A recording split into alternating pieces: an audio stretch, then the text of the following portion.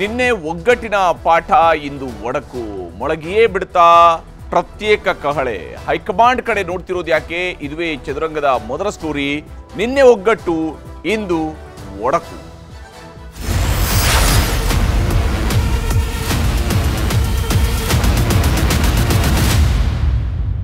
ರಾಜ್ಯ ಬಿಜೆಪಿ ನಾಯಕರನ್ನ ಎಷ್ಟೇ ಹತ್ರ ಸೇರಿಸಿದ್ರು, ಯಾವುದೇ ರೀತಿಯಾದಂತಹ ಪ್ಯಾಚ್ ವರ್ಕ್ ನಡೆಸಿದ್ರು ಕೂಡ ಅದು ಪದೇ ಪದೇ ಕಿತ್ಕೊಂಡು ಬರ್ತಾ ಇದೆ. ಯಾವ ಅಂಟಿನಿಂದ ಇದನ್ನು ಅಂಟಿಸ್ತಾ ಇದ್ದಾರೋ ಗೊತ್ತಿಲ್ಲ, ಆದರೆ ಆ ಅಂಟು ಕೂತ್ಕೊಳ್ತಾ ಇಲ್ಲ. ಎಲ್ಲರೂ ಕೂಡ ಬೇರೆ ಬೇರೆ ಆಗೋದ್ರ ಕಡೆಗೆ ಜಾಸ್ತಿ ಮನಸ್ಸು ಮಾಡೋದಂಗೆ ಕಾಣ್ತಾ ಇದೆ. RSS ಸಂಧಾನ ಸಭೆಯನ್ನು ನಡೆಸಿತ್ತು, ಆದರೆ ಭಿನ್ನಮತಕ್ಕೆ ಬ್ರೇಕ್ ಹಾಕೋದಕ್ಕೆ ಸಾಧ್ಯ ಆದಂತೆ ಕಾಣ್ತಾ ಇಲ್ಲ. ಸಂಧಾನದ ಬಳಿಕವೂ ಕೂಡ ಯತ್ನಾಳ್ ಬಣ ತಣ್ಣಗಾಗಿಲ್ಲ ಅನ್ನುವಂಥದ್ದು ಸ್ಪಷ್ಟವಾಗಿ ಇವತ್ತು ಅದನ್ನು ಬಹಿರಂಗವಾಗಿ ಅವರು ತೋರಿಸ್ಕೊಂಡಿದ್ದಾರೆ.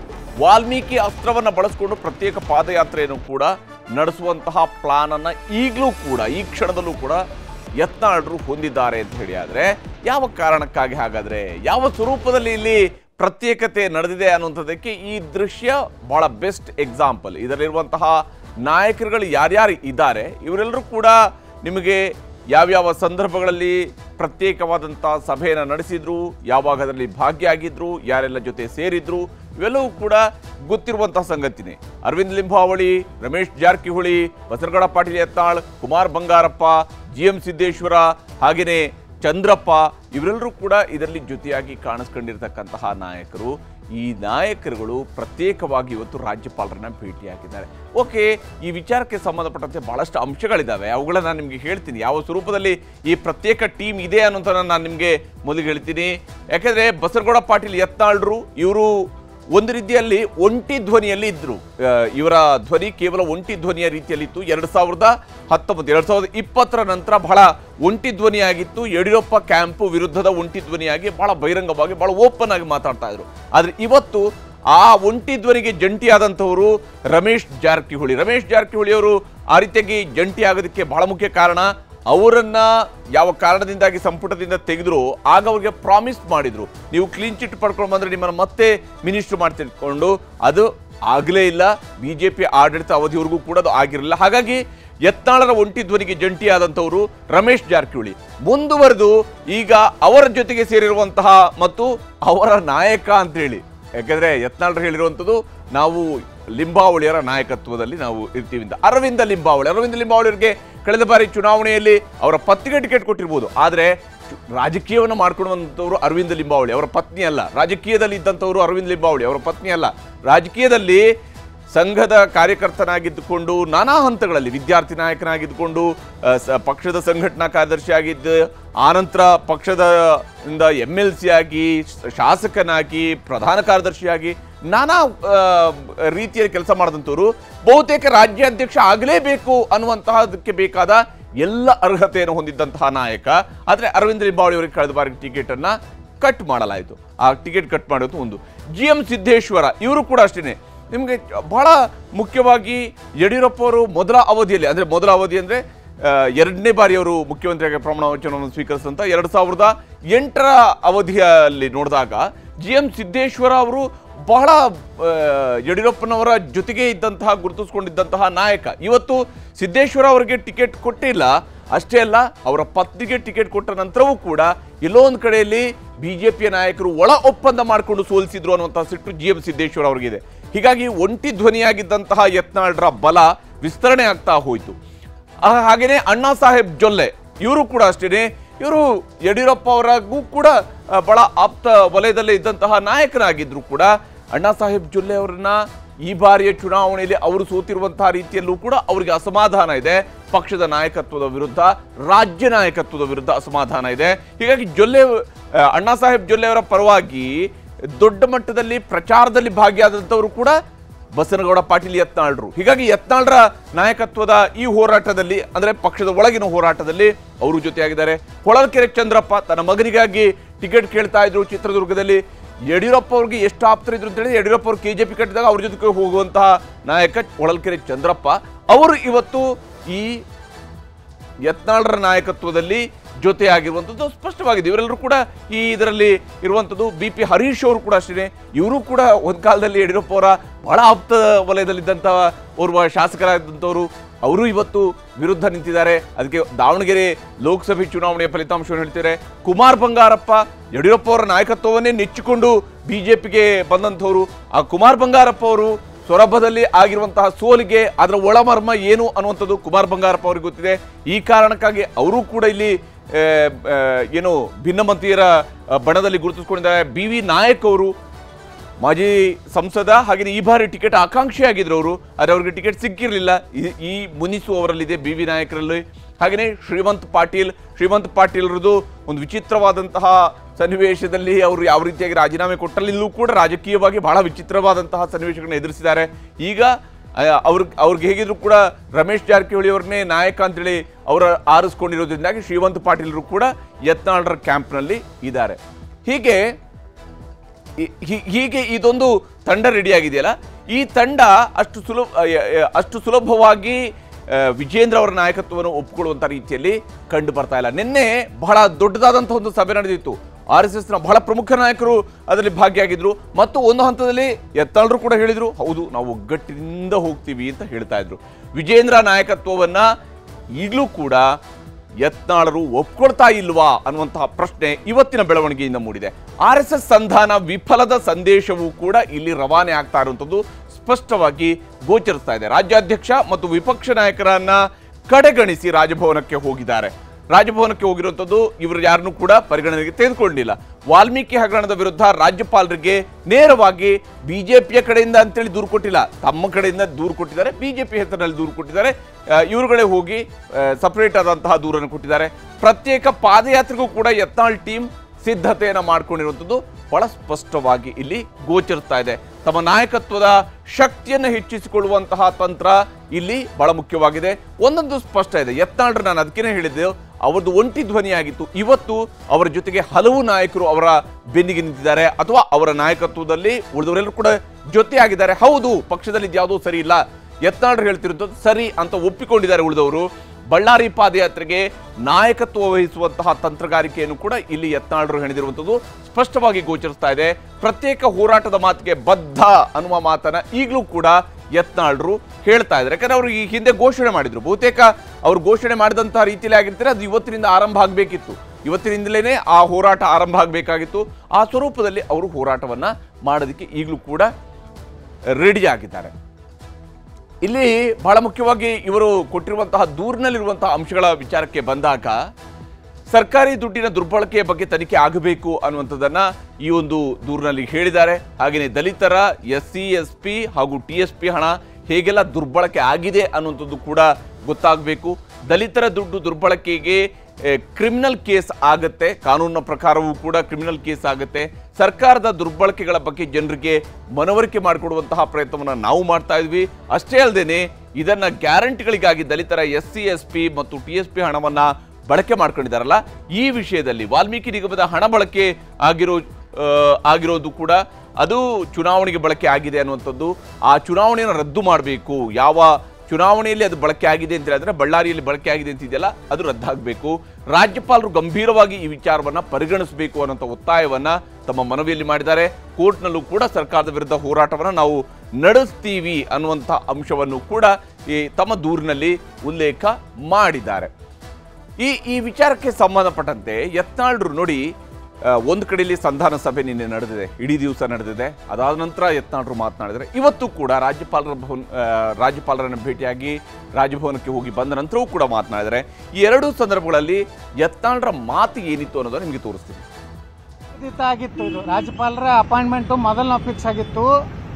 ನಿನ್ನೆ ಏನು ಸಭೆ ನಡೀತಲ್ಲ, ನಡೆದ ಮ್ಯಾಗ ಏನು ಪಕ್ಷದ ಹೈಕಮಾಂಡು ಏನು ನಿರ್ಣಯ ಮಾಡ್ತಾ ಅದಕ್ಕೆ ಬದ್ಧ ಇರುತ್ತೀವಿ ನಾವು ನಿನ್ನೆ ಹೇಳಿದ್ದೀವಿ. ಆದರೆ ರಾಜ್ಯಪಾಲರು ಮೊದಲು ಅಪಾಯಿಂಟ್ಮೆಂಟ್ ತಗೊಂಡಿದ್ರೆ ಇದು ಹೊತ್ತು ಬಂದಿದ್ವಿ, ಇದಕ್ಕೇನು ಗೊಂದಲ ಇಲ್ಲ. ಯಾವುದೇ ಇಲ್ಲಿ ಬಹಳ ಮುಖ್ಯವಾಗಿ ಯತ್ನಾಳ್ರ ಮಾತನ್ನ ನಿಮಗೆ ಮತ್ತೆ ತೋರಿಸ್ತೀನಿ, ಯಾವ ಸ್ವರೂಪದಲ್ಲಿ ಅವರು ಮೊದಲಿಗೆ ಏನು ಹೇಳಿದ್ದಾರೆ, ನಂತರ ಏನು ಹೇಳ್ತಿದ್ದಾರೆ ಅನ್ನುವಂಥದ್ದು. ಈ ವಿಚಾರಕ್ಕೆ ಸಂಬಂಧಪಟ್ಟಂತೆ ನೋಡ್ತಾ ಹೋದಾಗ ಇಲ್ಲಿ ಒಂದು ಸ್ಪಷ್ಟ ಇದೆ. ಯತ್ನಾಳ್ರು ಹೇಳಿರುವಂತಹ ಮಾತುಗಳಲ್ಲಿ ನಾವು ಮೊದಲನೇ ಅಪಾಯಿಂಟ್ಮೆಂಟ್ ತಗೊಂಡಿದ್ವಿ ಇದ್ರಲ್ಲಿ ನೋಡಿ, ಇದು ಎಷ್ಟು ತಮಾಷೆಯಾಗಿರುವಂಥ ಹೇಳಿಕೆ ಅಂತ ಹೇಳಿದರೆ, ಮೊದಲೇ ಅಪಾಯಿಂಟ್ಮೆಂಟ್ ತಗೊಂಡ್ರೆ ಅಪಾಯಿಂಟ್ಮೆಂಟನ್ನು ಕ್ಯಾನ್ಸಲ್ ಮಾಡ್ಕೊಳ್ಳೋದಕ್ಕೆ ಒಂದು ಅವಕಾಶ ಇರುತ್ತೆ. ಸಂಧಾನ ಆಗಿದೆ, ಸಂಧಾನ ಸಕ್ಸಸ್ ಆಗಿದೆ, ಒಂದೇ ನಾಯಕತ್ವ ಅಂತೇಳಿ ಒಂದು ಅಪಾಯಿಂಟ್ಮೆಂಟನ್ನು ಕ್ಯಾನ್ಸಲ್ ಮಾಡ್ಬೋದು. ಇಲ್ಲ ಅಪಾಯಿಂಟ್ಮೆಂಟ್ ತಗೊಂಡಿದ್ವಿ, ಅದಕ್ಕೆ ಹೋಗಲೇಬೇಕು ಅಂತ ಹೇಳಿದ್ರೆ ಉಳಿದಂಥ ನಾಯಕರುಗಳನ್ನು ಕೂಡ ಜೊತೆಯಾಗಿ ಕರ್ಕೊಂಡು ಹೋಗುವಂಥ ಅವಕಾಶವೂ ಇತ್ತು ಯತ್ನಾಳ್ರಿಗೆ. ಅದನ್ನು ಮಾಡುವಂಥ ಕೆಲಸವನ್ನು ಮಾಡಿಲ್ಲ.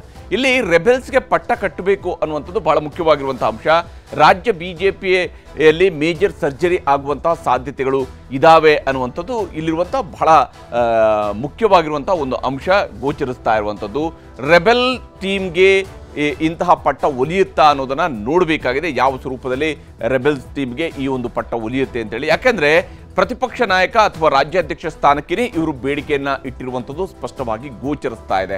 ಈ ಕಾರಣಕ್ಕಾಗಿಯೇ ಒಂದು ಹಂತದವರೆಗೆ ಸಂಧಾನಕ್ಕೆ ಒಪ್ಪಿಗೆಯನ್ನು ಸೂಚಿಸಿದ್ದಾರೆ. ಆದರೆ ಸಂಧಾನಕ್ಕೆ ಒಪ್ಪಿಗೆ ಸೂಚಿಸಿದರೂ ಕೂಡ ಒತ್ತಡವನ್ನು ಅವರು ಮುಂದುವರಿಸ್ತಾ ಇರೋದು ಸ್ಪಷ್ಟ ಇದೆ. RSS ಜೊತೆಗಿನ ನಿನ್ನೆಯ ಸಭೆಯಲ್ಲಿ ಈ ರೀತಿಯಾದಂಥ ಒತ್ತಡವನ್ನು ಹೇರಿರುವಂಥದ್ದು ಸ್ಪಷ್ಟವಾಗಿದೆ. ಮತ್ತು ಅದಕ್ಕೆ ಪೂರಕವಾಗಿಯೇ ರೆಬೆಲ್ಸ್ಗೆ ಪಟ್ಟ ಸಿಗುವಂತಹ ಸಾಧ್ಯತೆ. BL ಸಂತೋಷ್ಗೆ ಅತೃಪ್ತರು ಒಂದು ವರದಿಯನ್ನು ಕೂಡ ಕೊಟ್ಟಿದ್ದಾರೆ, ಏನಾಗ್ತಿದೆ ಕರ್ನಾಟಕದ ಭಾರತೀಯ ಜನತಾ ಪಕ್ಷದ ಕ್ಯಾಂಪ್ನಲ್ಲಿ ಅನ್ನೋದರ ಬಗ್ಗೆ. ಅದರ ಆಧಾರದ ಮೇಲೆಯೇ ನಮಗೆ ಇಲ್ಲಿ ಬದಲಾವಣೆಗಳು ಬೇಕಿದೆ ಅನ್ನುವಂಥ ಅಂಶವನ್ನು ಹೈಕಮಾಂಡ್ ಜೊತೆ ಮಾತನಾಡ್ತೇನೆ ಅನ್ನುವಂತಹ ಭರವಸೆಯನ್ನು BL ಸಂತೋಷ್ ಅವರು ಕೂಡ ಕೊಟ್ಟಿದ್ದಾರಂತೆ. ಇದರ ಆಧಾರದ ಮೇಲೆ ಅವರು ಯಾವ ರೀತಿಯಾಗಿ ಇಲ್ಲಿ ಬದಲಾವಣೆ ಆಗಬೇಕಾಗಿದೆ ಅನ್ನುವಂಥದ್ದನ್ನು ಹೇಳ್ತಿದ್ದಾರೆ. ನಿಮಗೆ ಯತ್ನಾಳ್ರು ಹೇಳಿರುವಂತಹ ಮಾತುಗಳನ್ನು ಕೂಡ ನಾನು ತೋರಿಸ್ತೀನಿ. ಅಮಿತ್ ಶಾ ಜೊತೆಗೆ ಚರ್ಚಿಸಿ ತೀರ್ಮಾನವನ್ನು ಕೈಗೊಳ್ತೀನಿ ಅನ್ನುವಂತಹ ಅಂಶವನ್ನು ಇಲ್ಲಿ ಹೇಳಿದ್ದಾರೆ ಅನ್ನುವಂಥದ್ದು. ಅಂದರೆ BL ಸಂತೋಷ್ ಅವರು ಇಂಥದ್ದೊಂದು ಭರವಸೆಯನ್ನು ಕೊಟ್ಟಿದ್ದಾರೆ ಅಂತೇಳಿ ರೆಬೆಲ್ ನಾಯಕರಿಗೆ BL ಸಂತೋಷ್ ಇಂಥದ್ದೊಂದು ಭರವಸೆಯನ್ನು ಕೊಟ್ಟಿದ್ದಾರೆ. ಈ ಮೂಲಕವಾಗಿಯೇ ರೆಬೆಲ್ಸ್ ತಮ್ಮ ಬಂಡಾಯದ ಬಾವುಟವನ್ನು ಹಿಡ್ಕೊಂಡು ಹೊರಟಿದಾರಲ್ಲ, ಆ ಬಾವುಟವನ್ನು ಕೆಳಗಿಳಿಸಬೇಕು ಅಂದರೆ ಇವ್ರಿಗೂ ಕೂಡ ಯಾವುದೋ ಒಂದು ಪಟ್ಟ ಬೇಕಾಗಿದೆ. ಇಲ್ಲದೆ ಹೋದರೆ ಅವರು ಬಂಡಾಯದ ಬಾವುಟವನ್ನು ಅಷ್ಟು ಸುಲಭವಾಗಿ ಇಳಿಸುವಂಥ ಸ್ಥಿತಿಯಲ್ಲೂ ಇಲ್ಲ. ಮತ್ತು ಅವರ ಸಂಖ್ಯೆ ಹೆಚ್ಚಾಗ್ತಾ ಇರೋದ್ರಿಂದಾಗಿ ಅವರ ವಿರುದ್ಧ ಕ್ರಮ ಕೈಗೊಳ್ಳುವುದು ಕೂಡ ಅಷ್ಟು ಸುಲಭದ ಮಾತಲ್ಲ. ಯತ್ನಾಳ್ರು ಈ ವಿಚಾರಕ್ಕೆ ಸಂಬಂಧಪಟ್ಟಂತೆ ಹೇಳ್ತಿರುವಂತಹ ಅಂಶಗಳು ಏನು ಅನ್ನೋದನ್ನು ನಿನ್ನೆ ಹೇಳಿರುವಂತಹ ಮಾತು ಮತ್ತು ಇವತ್ತು ಹೇಳಿರುವಂತಹ ಕೊಟ್ಟಿರುವಂತಹ ಸ್ಪಷ್ಟನೆ ಯಾವ ಸ್ವರೂಪದಲ್ಲಿತ್ತು ಅನ್ನೋದನ್ನು ನಿಮಗೆ ತೋರಿಸ್ತೀನಿ. ನಿಗದಿತ ಆಗಿತ್ತು, ಇದು ರಾಜ್ಯಪಾಲರ ಅಪಾಯಿಂಟ್ಮೆಂಟು ಮೊದಲು ಫಿಕ್ಸ್ ಆಗಿತ್ತು. ನಿನ್ನೆ ಏನು ಸಭೆ ನಡೀತಲ್ಲ, ನಡೆದ ಮ್ಯಾಗ ಏನು ಪಕ್ಷದ ಹೈಕಮಾಂಡು ಏನು ನಿರ್ಣಯ ಮಾಡ್ತದೆ ಅದಕ್ಕೆ ಬದ್ಧ ಇರುತ್ತೆ ಅಂತ ನಾವು ನಿನ್ನೆ ಹೇಳಿದ್ದೀವಿ. ಆದರೆ ರಾಜ್ಯಪಾಲರು ಮೊದಲು ಅಪಾಯಿಂಟ್ಮೆಂಟ್ ತೊಗೊಂಡಿದ್ರೆ ಇದು ಹೊತ್ತು ಬಂದಿದ್ವಿ. ಇದಕ್ಕೇನು ಗೊಂದಲ ಇಲ್ಲ, ಯಾವುದೇ ಭಿನ್ನಮತ ಇಲ್ಲ, ಯಾವುದೇ ರೀತಿ ನಾಯಕತ್ವದ ಪ್ರಶ್ನೆಯಲ್ಲಿ ಉದ್ಭವ ಆಗೋದು. ನೋಡ್ರಿ, ಪಕ್ಷದ ನಿರ್ಣಯಕ್ಕೆ ನಾವು ಎಲ್ಲರೂ ಬದ್ಧ ಆಗ್ಬೇಕು, ತೆಲಿವಾಗಬೇಕು. ಪಕ್ಷ ಏನು ನಿರ್ಣಯ ಮಾಡ್ತದೆ ಅದು ಬದ್ಧ. ಅರವಿಂದ್ ಲಿಂಬಾವಳಿಗೆ ನಾವು ಎಲ್ಲ ಅಧಿಕಾರ ಕೊಟ್ಟಿದ್ದೀವಿ, ಅವ್ರು ಕೇಳ್ರಿ. ನೋಡಿ ಸರ್, ನಾವು ನ್ಯಾಯಕ್ಕಾಗಿ ಹೋರಾಟ ಮಾಡಕತ್ತೀವಿ. ಏನಾಗ್ತದೆ ನೋಡೋಣ ಮುಂದೆ. ಬಹಳ ಎಲ್ಲರೂ ನಾವು ಖುಷಿಯಲ್ಲಿದ್ದೀವಿ. ನಮ್ಮ ಭಾವನೆಗಳನ್ನ ಕೇಳುವಂತ ಒಂದು ವೇದಿಕೆ ನಿರ್ಮಾಣ ಆಯಿತು. ನಮ್ಗೆ ಭಾಳ ಸಂತೋಷ ಆಗಿದೆ. ಎಲ್ಲಾನು ಒಳ್ಳೆ ವಾತಾವರಣದಲ್ಲಿ ಚರ್ಚೆ ಆಗಿದೆ. 4-4:30 ಗಂಟೆ ಎಲ್ಲರ ಮನಸ್ಸಿನಲ್ಲಿದ್ದು ಮಾತಾಡ್ಲಿಕ್ಕೆ ಅವಕಾಶ ಕೊಟ್ಟಿದ್ದು. ಎಲ್ಲರೂ ಕೂಡಿ ಹೋಗ್ಬೇಕಾಗ್ತದೆ. ಪಕ್ಷ ಹೇಳಿದ್ಮೇಲೆ ಹೋಗ್ಬೇಕು. ಪಕ್ಷಕ್ಕಿಂತ ದೊಡ್ಡವ ಯಾರು ವ್ಯಕ್ತಿ ಅಲ್ಲ. ಪಕ್ಷಕ್ಕಿಂತ ದೊಡ್ಡ ವ್ಯಕ್ತಿ ಯಾರು ಇಲ್ಲ ಅನ್ನೋದು. ಹಾಗಂದ್ರೆ ಮೊದಲಿಗೆ ಇವ್ರಿಗೆಲ್ಲ ಗೊತ್ತಿರೋದಿಲ್ಲ, ಇವ್ರು ಯಾರು ಕೂಡ ಸಣ್ಣ ವ್ಯಕ್ತಿಗಳಲ್ಲ. ಯಾಕೆಂದ್ರೆ ಇವರೆಲ್ಲರೂ ಕೂಡ, ಅದ್ರ ವಿಶೇಷವಾಗಿ ಯತ್ನಾಳ್ರು BJPಯ ಮೊದಲ ದಿವಸದಿಂದಲೂ ಕೂಡ BJPಯಲ್ಲಿ ಇರುವಂಥವ್ರು. 1980ರಲ್ಲಿ BJP ಸ್ಥಾಪನೆ ಆದಂಥ ಸಭೆಯಲ್ಲಿನೇ BJP ಜೊತೆಗಿದ್ದಂಥ ನಾಯಕ ಇವರು. ಇವ್ರಿಗೆ ಗೊತ್ತಿದೆ ಪಕ್ಷ ಏನು, ಪಕ್ಷದ ಕಾರ್ಯವೈಖರಿ ಏನು, ಪಕ್ಷದ ಸಿದ್ಧಾಂತ ಏನು, ಪಕ್ಷದ ಚೌಕಟ್ಟು ಏನು, ಪಕ್ಷದಲ್ಲಿ ಶಿಸ್ತು ಏನು, ಪಕ್ಷದಲ್ಲಿ ಅಶಿಸ್ತು ಏನು, ಇವೆಲ್ಲವೂ ಕೂಡ ಗೊತ್ತಿರುವಂಥದ್ದು. ಅದಕ್ಕೇ ಅವರು ಈ ರೀತಿಯಾದಂತಹ ತಂತ್ರಗಾರಿಕೆಯನ್ನು ಹೇಳ್ತಾ ಇರೋದು ಸ್ಪಷ್ಟವಾಗಿದೆ. ಆದರೆ ಅದನ್ನೇ ನಾನು ಆಗಲೇ ಹೇಳಿದ್ದು, ಅವರು ಪೂರ್ವ ನಿಯೋಜಿತವಾಗಿತ್ತು ರಾಜ್ಯಪಾಲರ ಭೇಟಿ ಅಂತ ಹೇಳುವಂಥ ಸಬೂಬು ಇದೆಯಲ್ಲ, ಅದು ಸಬೂಬು ಅಷ್ಟೇ. ಅದರ ಹೊರತಾಗಿಯೂ ಕೂಡ ಅವರು ಒಂದು ಸಂದೇಶವನ್ನು ನೋಡಿ, ನೀವು ನಿನ್ನೆಯ ಮೀಟಿಂಗ್ನಲ್ಲಿ ಹೇಳಿದ್ದನ್ನು ನಡೆಸಿಕೊಡದೇ ಇದ್ದರೆ ನಮ್ಮ ದಾರಿ ಇದು ಅನ್ನೋದನ್ನು ತೋರಿಸುವ ಪ್ರಯತ್ನವನ್ನಂತೂ ಇಲ್ಲಿ ಸ್ಪಷ್ಟವಾಗಿ ಮಾಡ್ತಾ ಇರುವಂಥದ್ದು ಗೋಚರಿಸ್ತಾ ಇದೆ. ಈಗ ಮುಂದಿನ ಸುದ್ದಿಯ ಕಡೆಗೆ ಹೋಗೋಣ. ಬೆಂದ ನೆಲದಲ್ಲಿ ಈಗ ರಾಜಕೀಯ ಮೇಲಾಟ. ಒಂದೇ ಕಲ್ಲಲ್ಲಿ 2 ಟಾರ್ಗೆಟ್. HDK ಚಾರ್ಜ್ ಶೀಟ್, ಸರ್ಕಾರ ಏನನ್ನುತ್ತೆ? ಇದುವೇ ಚದುರಂಗದ 2ನೇ ಸ್ಟೋರಿ, ಸ್ವಾಮಿ ವರ್ಸಸ್ ಸ್ವಾಮಿ.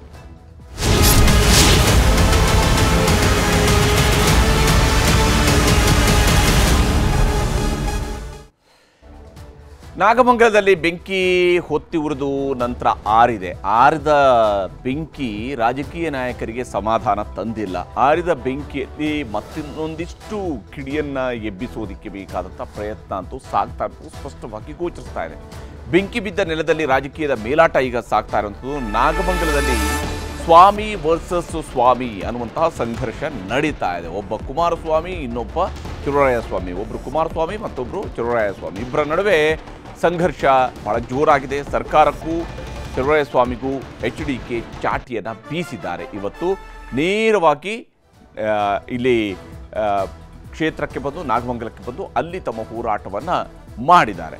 ಯಾವ ಸ್ವರೂಪದಲ್ಲಿ ಅನ್ನುವಂಥದ್ದನ್ನು ನಾನು ನಿಮಗೆ ಹೇಳ್ತಾ ಹೋಗ್ತೀನಿ. ಕುಮಾರ ಸಂಚಾರ ಇವತ್ತು ಬಹಳ ಜೋರಾಗಿತ್ತು. ಕುಮಾರಸ್ವಾಮಿಯವರ ಸಂಚಾರ ಬಹಳ ಜೋರಾಗಿತ್ತು. ಗಲಭೆ ಪೀಡಿತ ನಾಗಮಂಗಲದಲ್ಲಿ HD ಕುಮಾರಸ್ವಾಮಿಯವರು ರೌಂಡ್ಸ್ ಹಾಕಿದ್ದಾರೆ, ಬೇರೆ ಬೇರೆ ಪ್ರದೇಶಗಳಿಗೆ ಭೇಟಿ ಕೊಟ್ಟಿದ್ದಾರೆ. ಎಲ್ಲಿ ಬೆಂಕಿ ಇಟ್ಟಿದ್ರಲ್ಲ ಅದರ ಗ್ರೌಂಡ್ ರಿಪೋರ್ಟನ್ನು ಪಡೆಯೋದಕ್ಕೆ ನೇರವಾಗಿ ದೆಹಲಿಯಿಂದ ಓಡೋಡಿ ಬಂದಿದ್ರು ಇವತ್ತು ಕುಮಾರಸ್ವಾಮಿ. ನಿನ್ನೆ ಡೆಲ್ಲಿಲಿದ್ದರು, ಇವತ್ತು ನಾಗಮಂಗಲದಲ್ಲಿ ಬೆಳಗ್ಗೆನೇ ಇದ್ದರು. ಗಲಭೆ ನಡೆದ ಸ್ಥಳಗಳ ಪರಿಶೀಲನೆ ನಡೆಸಿದ್ದಾರೆ. ಸಂತ್ರಸ್ತರ ಅಹವಾಲುಗಳನ್ನು ಕೂಡ ಸ್ವೀಕಾರ ಮಾಡಿದ್ದಾರೆ ಕುಮಾರಸ್ವಾಮಿಯವರು.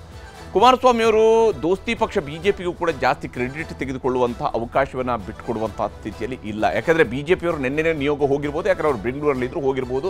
ಕುಮಾರಸ್ವಾಮಿ ಅವರು ನಿನ್ನೆ ಡೆಲ್ಲಿಯಲ್ಲಿದ್ದರು, ಹಾಗಾಗಿ ನಿನ್ನೆ ಹೋಗೋಕ್ಕೆ ಆಗಿರಲಿಲ್ಲ. ಆದರೆ ಅವರಿಗೆ ಜಾಸ್ತಿ ಕ್ರೆಡಿಟ್ ಕೊಡಬಾರ್ದು ಅನ್ನೋಂಥ ಪ್ಲಾನ್ ಅವ್ರದ್ದು ಸ್ಪಷ್ಟ ಇದೆ. JDS ಭದ್ರಕೋಟೆಯಲ್ಲಿ ನಡೆದ ಗಲಭೆಯ ಬಗ್ಗೆಯೂ ಕೂಡ ನೇರ ಮಾಹಿತಿಯನ್ನು ಅವರು ಸಂಗ್ರಹಿಸಿದ್ದಾರೆ. ಇಲ್ಲಿ ಬಹಳ ಮುಖ್ಯವಾಗಿ ಗಲಭೆಯಿಂದ ನಷ್ಟ ಅನುಭವಿಸಿದಂತಹ ಮುಸ್ಲಿಂ ವ್ಯಾಪಾರಿಗಳಿಗೂ ಕೂಡ ಕುಮಾರಸ್ವಾಮಿಯವರು ಸಾಂತ್ವನ ಹೇಳೋದ್ರ ಮೂಲಕ ನಾನು ಕೇವಲ ಮುಸಲ್ಮಾನರ ವಿರೋಧಿ ಅನ್ನೋಂಥ ರೀತಿಯಲ್ಲಿ ನೀವು ಬಿಂಬಿಸುವಂಥ ಪ್ರಯತ್ನವನ್ನು ಮಾಡಬೇಡಿ, ಹಾಗೆಯೇ ಕೇವಲ ಹಿಂದೂಗಳ ಪರವಾಗಿ ನಿಂತಿದ್ದೀನಿ ಅನ್ನೋಂಥದ್ದು ಬೇಡ. ಅಂದರೆ BJPಯ ರೀತಿಯಂಥ ನಿಲುವನ್ನು ಕುಮಾರಸ್ವಾಮಿ ತಾಳಿಲ್ಲ, ಬದಲಿಗೆ ತನ್ನ ಸ್ವಂತಿಕೆಯನ್ನು ಅಲ್ಲಿ ತೋರಿದ್ದಾರೆ. ಆ ಮೂಲಕವಾಗಿ ಮುಸ್ಲಿಂ ವ್ಯಾಪಾರಿಗಳು ಕೂಡ ಸಾಂತ್ವನ ಹೇಳಿದ್ದಾರೆ. ವೈಯಕ್ತಿಕ ನೆಲೆಯಲ್ಲಿ ಪರಿಹಾರವನ್ನು ಘೋಷಣೆ ಮಾಡಿದ್ದಾರೆ. ರಾಜ್ಯ ಸರ್ಕಾರದ ವಿರುದ್ಧ ವಾಗ್ದಾಳಿಯನ್ನು ನಡೆಸಿದ್ದಾರೆ ಕುಮಾರಸ್ವಾಮಿ. ಇಲ್ಲಿ ಕುಮಾರಸ್ವಾಮಿಯವರು ಇವತ್ತು ನಾಗಮಂಗಲಕ್ಕೆ ಹೋದ ನಂತರ ಅಲ್ಲಿ ಏನೆಲ್ಲ ಮಾತನಾಡಿದ್ದಾರೆ ಅನ್ನೋದನ್ನು ನಿಮಗೆ ತೋರಿಸ್ತೀನಿ. ಒಂದೊಂದು ಪಕ್ಷಗಳು ಒಂದೊಂದು ಸಮಾಜವನ್ನು ಓಲೈಸ್ಕೊಳ್ಳಲಿಕ್ಕೆ, ಅವರುಗಳ ಮೇಲೆ ಪ್ರಭಾವ ಬೀರ್ಲಿಕ್ಕೇನು ಇತ್ತೀಚೆಗೆ ಬಹಳ ದೊಡ್ಡ ಮಟ್ಟದಲ್ಲಿ ಒಂದು ರೀತಿಯ ದ್ವೇಷದ ರಾಜಕಾರಣವನ್ನ ಮನಸ್ಸಿನಲ್ಲಿ ಬಿತ್ತರಿಸ್ತಕ್ಕಂಥದ್ದು ನಡೀತಾ ಇರೋದು ನೋಡ್ತಾ ಇದ್ದೇವೆ. ನಾನು ಕಾಂಗ್ರೆಸ್ಗೂ ಹೇಳ್ತೇನೆ, ಬೇರೆಯವ್ರಿಗೂ ಹೇಳ್ತೇನೆ, ನಮ್ಮ ಈ ಭಾಗದ ಜನತೆಯ ದುಡಿಮೆ ಏನಿದೆ, ಅವ್ರ ಬದುಕೇನಿದೆ, ಆ ಬದುಕಿನ ಜೊತೆಯಲ್ಲಿ ನಿಮ್ಮ ರಾಜಕೀಯದ ಒಂದು ಸಂಘಟನೆಗೋಸ್ಕರವಾಗಿ ಆ ಬದುಕನ್ನ ಛಿದ್ರಗೊಳಿಸಬೇಡಿ ಅಂತಕ್ಕಂಥದ್ದನ್ನು ಹೇಳಲಿಕ್ಕೆ ಬಯಸ್ತೀನಿ.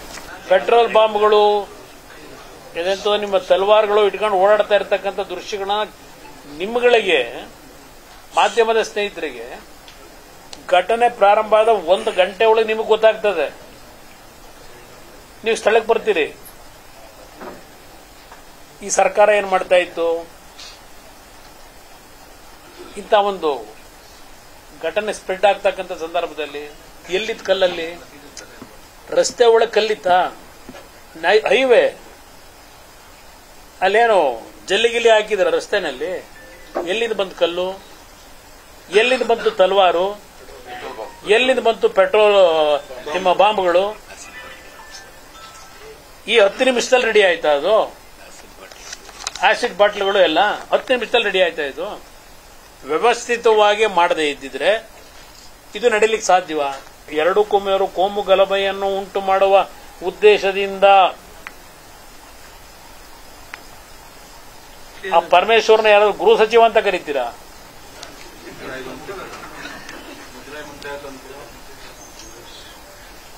ಸಣ್ಣ ಘಟನೆ ಅದು ಅಂತ ಹೇಳ್ತಾರೆ.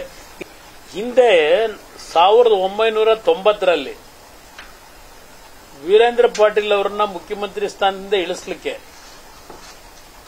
ಇದೇ ರಾಮನಗರ ಚನ್ನಪಟ್ಟಣದಲ್ಲಿ ಇದೇ ರೀತಿಯಲ್ಲಿ ಅಂಗಡಿಗಳಿಗೆ ನುಗ್ಗಿ ಬೆಂಕಿ ಇಟ್ಟು ದೊಡ್ಡ ಮಟ್ಟದಲ್ಲಿ law and order problem create ಮಾಡಿದ್ರಲ್ಲ, ಅದನ್ನ ನಾನು ನೆನಪಿಸ್ಕೊಡ್ತೇನೆ. 1990 ವೀರೇಂದ್ರ ಪಾಟೀಲ್ ಸರ್ಕಾರ ತೆಗಿಬೇಕು ಅಂತೇಳಿ ಕಾಂಗ್ರೆಸ್ ನಾಯಕರುಗಳೇ ಅವತ್ತು ಆ 2 ತಾಲೂಕಿನಲ್ಲಿ ಅವಳಿ ನಗರಗಳು ದೊಡ್ಡ ಮಟ್ಟದಲ್ಲಿ ದಿನಸಿ ಅಂಗಡಿಗಳು, ಪೇಟೆ ಬೀದಿನೆಲ್ಲ ಬೆಂಕಿ ಇಟ್ಟು ದೊಡ್ಡ ಒಂದು ಸಂಘರ್ಷ ನಡೀತಲ್ಲ. ಅವತ್ತು ಏನು ಕೋಮು ಗಲಭೆ ಅನ್ಕೊಂಡ್ರ? ಅದು ಕೋಮು ಗಲಭೆ ಅಲ್ಲ, ಅದು ಇದೇ ಕಾಂಗ್ರೆಸ್ನ ಸ್ಪಾನ್ಸರ್ಡ್ ಕಾರ್ಯಕ್ರಮ. ಹೀಗೆ ಕಾಂಗ್ರೆಸ್ನ ಸ್ಪಾನ್ಸರ್ಡ್ ಕಾರ್ಯಕ್ರಮ ಇದು ಅನ್ನುವಂಥದ್ದನ್ನ ನಾಗಮಂಗಲದ ಘಟನೆಯನ್ನು ಕೂಡ ಹೇಳ್ತಾ ಇದ್ದಾರೆ. ಇಲ್ಲಿ ನೇರವಾಗಿ ಸ್ವಾಮಿ ವರ್ಸಸ್ ಸ್ವಾಮಿ ಕೂಡ ನಡೀತಾ ಇರುವಂಥದ್ದು ಯಾವ ಕಾರಣಕ್ಕೆ? ಒಂದು ಕಾಲದ ಆಪ್ತ ಮಿತ್ರರು ಈಗ ರಾಜಕೀಯದ ಬದ್ಧ ವೈರಿಗಳಾಗಿದ್ದಾರೆ, ಬಹಳ ದೊಡ್ಡ ಎದುರಾಳಿಗಳಾಗಿದ್ದಾರೆ.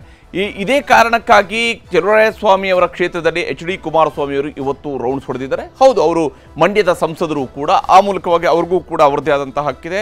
ಓಲೈಕೆ ರಾಜಕಾರಣ ಹೆಸರಲ್ಲಿ ಕಾಂಗ್ರೆಸ್ ವಿರುದ್ಧ ನೇರ ಸಮರವನ್ನ ಕುಮಾರಸ್ವಾಮಿ ಅವರು ಸಾರಿದ್ದಾರೆ.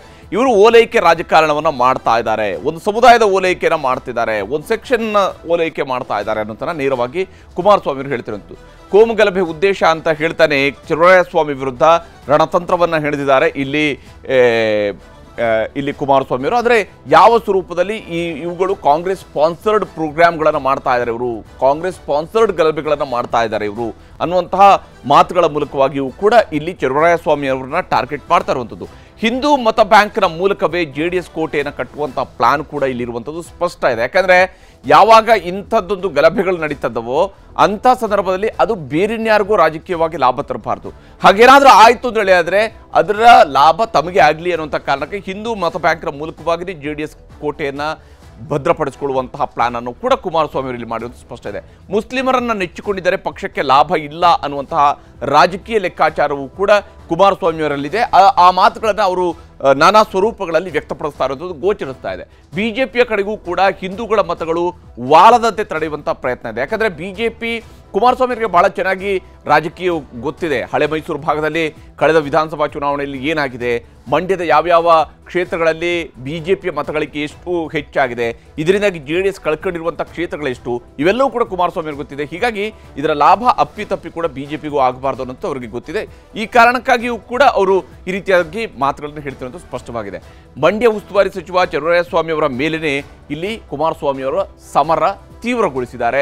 ನೇರವಾದಂತಹ ಸಮರವನ್ನು ಸಾರಿದ್ದಾರೆ. ಚಲುವರಾಯಸ್ವಾಮಿ ಕ್ಷೇತ್ರದಲ್ಲಿ ಗಲಭೆ ನಡೆದಿರುವಂಥದ್ದು ಕುಮಾರಸ್ವಾಮಿ ಅವರಿಗೆ ಸಿಕ್ಕಿರುವಂತಹ ಅತ್ಯಂತ ದೊಡ್ಡದಾದಂತಹ ಅಸ್ತ್ರ ಇದು. ಯಾಕಂದ್ರೆ ಅವರು ಚಲುವರಾಯಸ್ವಾಮಿ ಅವ್ರನ್ನ ರಾಜಕೀಯವಾಗಿ ಬಗ್ಗು ಬಡಿಬೇಕು ಅನ್ನೋದಕ್ಕೆ ಒಂದಲ್ಲ ಒಂದು ತಂತ್ರಗಾರಿಕೆಯನ್ನು ಹೆಣಿತಾರೆ. ಅದು ರಾಜಕೀಯವಾಗಿ ಇರುವಂತಹ ಸಾಮಾನ್ಯ ಸಂಗತಿ ಅದು. ಆದರೆ ಯಾವಾಗ ಚಲುವರಾಯಸ್ವಾಮಿ ಮೊನ್ನೆಷ್ಟೇ ಅಲ್ಲಿ ನಡೆದಂಥ ಪುರಸಭೆಯಲ್ಲೂ ಕೂಡ JDS ಅನ್ನು ಸೋಲಿಸಿ ಕಾಂಗ್ರೆಸ್ ಗೆಲ್ಲಿಸಿಕೊಳ್ಳೋದ್ರಲ್ಲಿ ಯಶಸ್ವಿಯಾದರು, ಈಗ ಇದು ದೊಡ್ಡ ಅವಕಾಶ ಕುಮಾರಸ್ವಾಮಿ ಅವರಿಗೆ ಸಿಕ್ಕಿದೆ. ಇದೇ ಅಸ್ತ್ರವನ್ನು ಬಳಸಿ ಹಳೆ ಮಿತ್ರನಿಗೆ ರಾಜಕೀಯವಾಗಿ ಪಾಠ ಕಲಿಸುವಂತಹ ಗುರಿಯನ್ನು ಕೂಡ ಕುಮಾರಸ್ವಾಮಿ ಹೊಂದಿರುವಂತೆ ಕಾಣ್ತಾ ಇದೆ. ಮತ್ತು ರಾಜಕೀಯವಾಗಿ ಇದನ್ನು ಬಳಕೆ ಮಾಡಿಕೊಳ್ಳುವಂಥ ಎಲ್ಲ ಅವಕಾಶವನ್ನು ಕುಮಾರಸ್ವಾಮಿ ಒಂದಿಷ್ಟು ಕೂಡ ಮಿಸ್ ಮಾಡ್ಕೊಳ್ಳೋದೇನೆ ಸದುಪಯೋಗ ಪಡಿಸ್ಕೊಳ್ಬೋದು. ಇದು ಎಷ್ಟರ ಮಟ್ಟಿಗೆ ಶಾಂತಿ ನೆಲೆಸುವಂತೆ ಮಾಡುತ್ತೆ ಅನ್ನೋಂಥದ್ದನ್ನು ಎಲ್ಲರೂ ಕೂಡ ನೋಡಬೇಕಾಗುತ್ತೆ. ಯಾಕಂದರೆ ಅಂತಿಮವಾಗಿ ಅಲ್ಲಿ ಶಾಂತಿ ನೆಲೆಸಬೇಕು, ಜನರ ನಡುವೆ ಸೌಹಾರ್ದತೆ ಬರಬೇಕು. ಇವರ ರಾಜಕೀಯ ಏನೇ ಇರಲಿ ಜನ ಒಳ್ಳೆಯ ರೀತಿಯಲ್ಲಿ ಓಡಾಡುವಂತೆ ಆಗಬೇಕಾಗಿರೋದು ಬಹಳ ಮುಖ್ಯವಾದಂತಹ ಕೆಲಸ. ಅದು ಕಾಂಗ್ರೆಸ್ನವರಿಂದಾಗಲಿ, JDSನವರಿಂದಾಗಲಿ, BJPಯವರಿಂದಾಗಲಿ, ಯಾರಿಂದೇ ಆದರೂ ಕೂಡ ಆಗಲಿ, ಒಟ್ಟಲ್ಲಿ ಅದು ಚೆನ್ನಾಗಿ ಇರುವಂತಹ ರೀತಿಯಾದಂಥ ವಾತಾವರಣ ನಿರ್ಮಿಸಬೇಕಾಗಿರೋದು ಇವರ ಜವಾಬ್ದಾರಿ ಆಗಿರುತ್ತೆ. ಇದು ಇವತ್ತಿನ ಚದುರಂಗ. ನಮಸ್ಕಾರ.